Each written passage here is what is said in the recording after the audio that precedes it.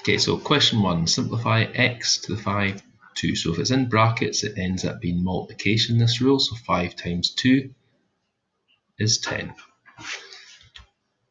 Just hide that. Circle the area that is equal to 36 millimeters. So in order to do this, what I'm going to do is I'm going to draw a little square 1 centimeter by 1 centimeter. I draw the same size of square, but this time instead of 1 centimeter, I call it 10 millimeters. So it's actually got the same area.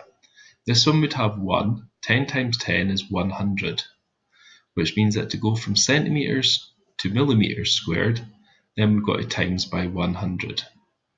And to go this way, it must be divide by 100. So we've got 36 millimeters to go 2 centimeters.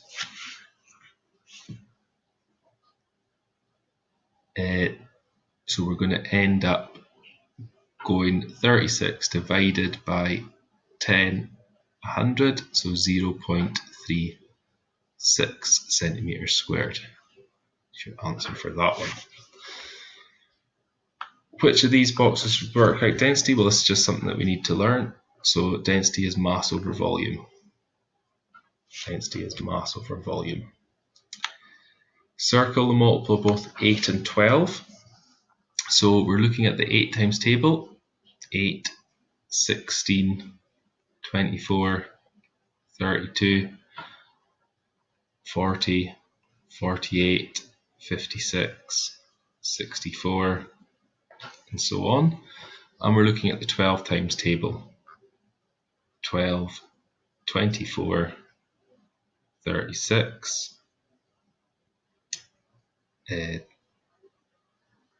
48.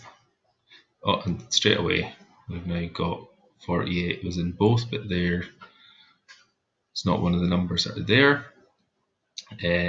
So 50, 60, 72. I'm going to have to add on this one, 72.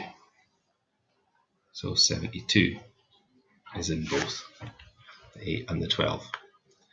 Question 5. It's going to make this a little bit thinner. So we've got John has 78 and Nat has 352. Nat gives him money, so they both have the same amount. So we probably need to work out what they are, so what they've got all together. So 0.78 plus my 352 to see how much money they've got if they combined their money together. So 3.52 plus the 78 pence gives us this £4.30. So if they want to split them evenly, they need £2.15 each. So we need to work out 352 take away my 2.15.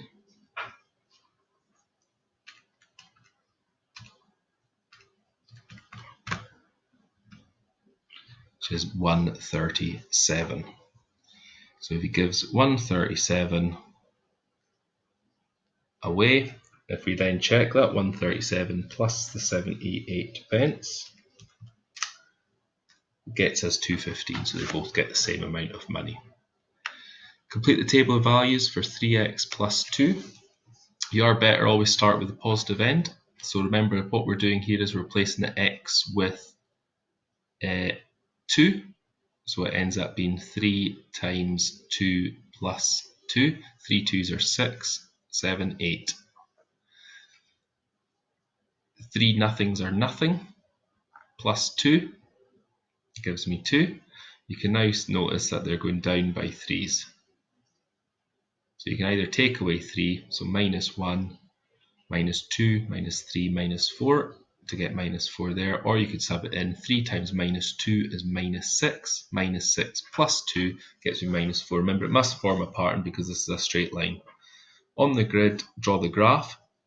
Again, you could use y equals mx plus c and realise that it must cross through that point there. Gradient of 3, or it's now a case of just plotting the point. So we've got 1, 5. 1, 5 is there, and 2, 8. You only actually need 3 points to plot, but again you may be wanting to plot -1, -1, and -2, -4 as a check. What you must do though is draw the line so it goes all the way through each of the points. So -2, -4 going down there. And the line should extend. I don't really have a good way of drawing a straight line, so that's obviously a terrible straight line, but they should be going all the way through each points. Question 7, work out the circumference. Everybody should be getting full marks for this. Circumference equals pi d. You need to learn that formula. If you still not learned it, get it learned as soon as possible. In a circle, the radius goes from the center to the edge. The diameter goes all the way across. So we've got to do 4.2 doubled. So it ends up being 8.4 times pi. Let's pop in that in our calculator, 8.4 times pi. Calculator will always leave it in terms of pi. Just press SD to convert it to decimals, and you've got to be careful because it does say 1 decimal place. So the answer 26 point, I'm going to pause before drawing my first decimal place and look at the second. Second decimal place is an 8, which is greater than 5, so it's 26.4. Question 8. Vicky makes 150 cupcakes. She pays £20 to hire a stall to sell her cupcakes. Each cupcake is 35p to make. Okay, so if she makes 150, let's work out how much it's going to cost her. So we've got 0.35 times by the 150, and 0.35 times 150 gives us £52.50. Just get into the habit of always using 2 decimal places.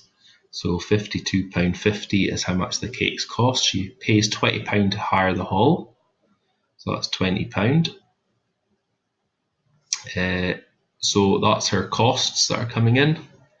So we've got 50 pence to £72.50. She sells 4/5 of the cupcakes at 140 each. So remember, divide by the bottom number, multiply by the top. Is the little rule that we're going to end up doing. So we get 150 times 4/5, or we can just put it straight in our calculator because remember it's a calculator paper. So 150 divided by 5 times by 4 gets us 120. So we end up 120 getting sold at £1.40, and she sells the rest for £1. So £1, and it must be 30 in there. So we can work out the two prices. So 120 times 1.4 gets us £168, and 30 times by 1 is obviously £30. Adding them together, 89198. Work out the profit that she makes. So the profit will be 198 minus my £72.50. So 198 take away 72.5 gets us £125.50. £125.50 is the profit that she ends up making.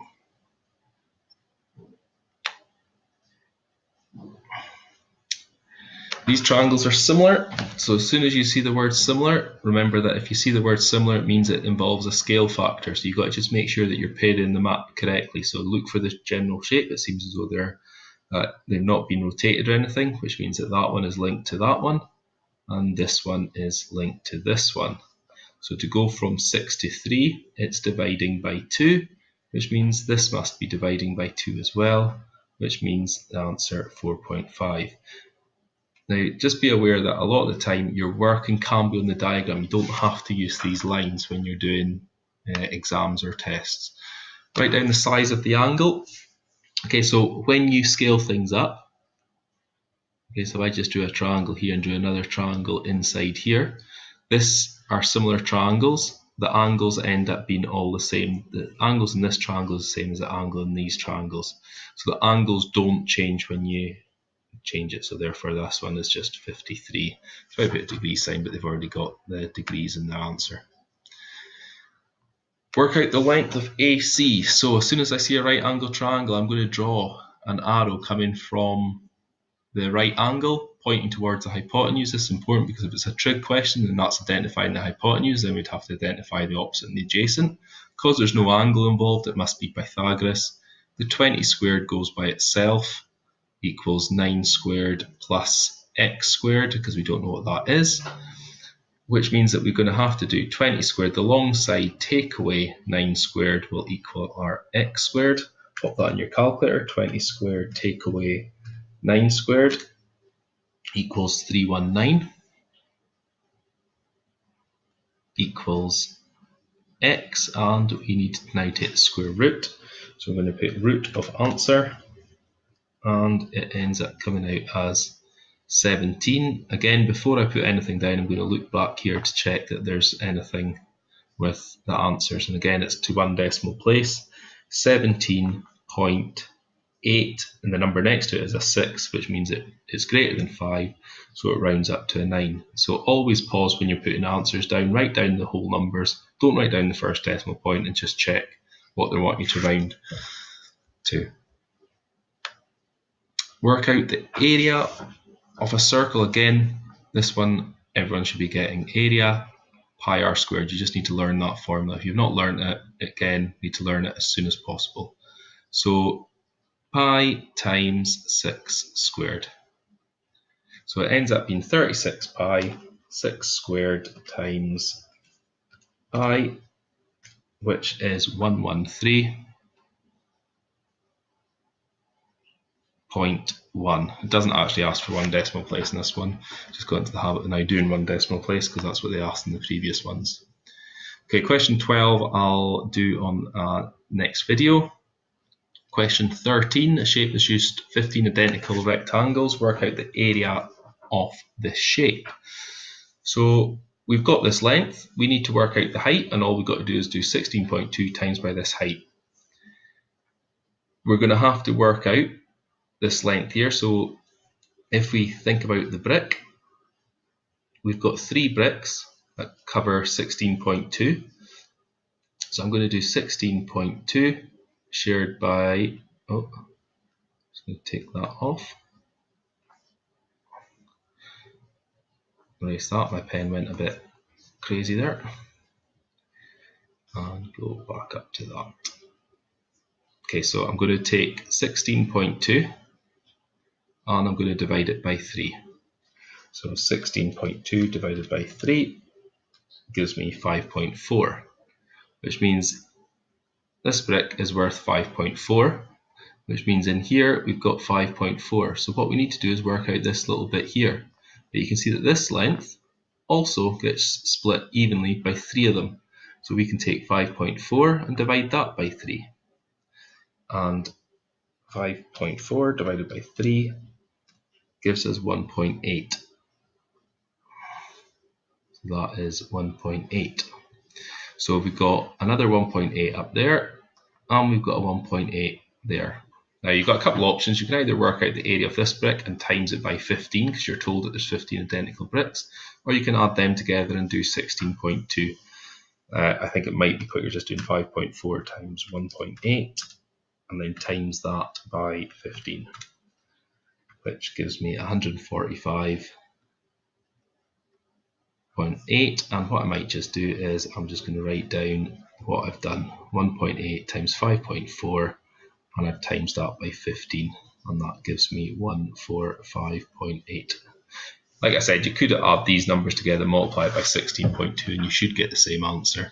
That's a good way of checking your answer at the end of an exam to make sure that they both work out the same. Okay, work out the area of this pentagon. Okay, so we need to split it.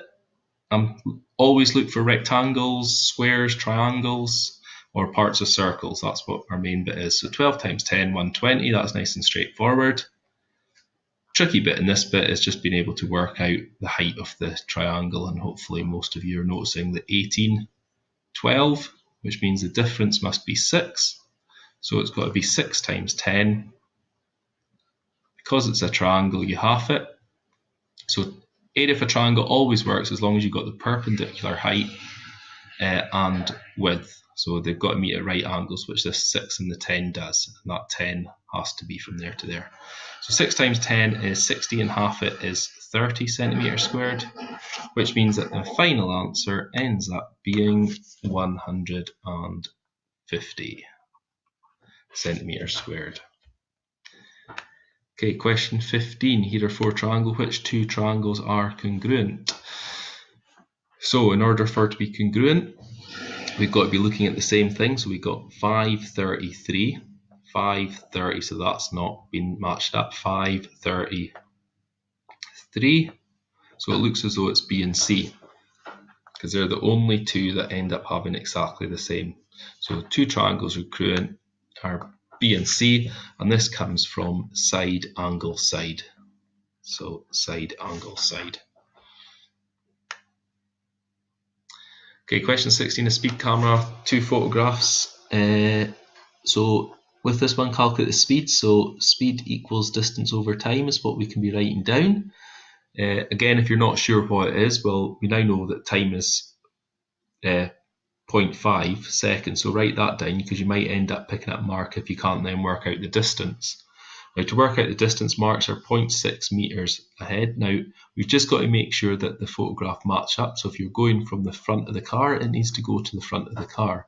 So 1, 2, 3, 4, 5, 6, 7, 8, 9. So there's 9 spaces. 0.6 times by 9 gives me 5.4. So I'm going to do 5.4 divided by 0.5 divided by 0.5, which basically doubles it up. So we end up with 10.8 meters per second. You're given that 1 kilometer is equal to 1,000 meters, 1 hour is 3,600. A lorry is traveling at 13.6 meters per second. The speed limit is 50 kilometers per hour. It doesn't really matter the way that you do this. I'll just go for converting the speed limit. You could have went the other way, so 50 kilometers per 1 hour is what we've got. We've got to now convert this to meters per second. So we've got to convert the kilometers to meters. Now they've kindly given you that 1,000 meters in a kilometer. You should know that anyway. So that's going to have to be timesing by 1,000. So I'm going to have to do 50 times by 1,000. I'm just going to write that there. And I can just put an equal sign there. So we're going to end up with 50. 1, 2, 3, 50,000 divided by 1 hour is 3,600. So again, they've given you what it is for 1 hour. So again, I'm just going to write down 3,600. So we just now need to put in 50, 1, 2, 3 divided by 3,600. Gives me 13.8 meters per second. So the lorry is travelling at 13.6, the speed limit is 13.8, therefore below speed limit. Now you could have went the other way and converted to 13.6. You should be aware of what 1 hour to seconds are and kilometre to metre, so you might not be given that within a test, but if they're wanting to test this, then I suppose they might ask it like that.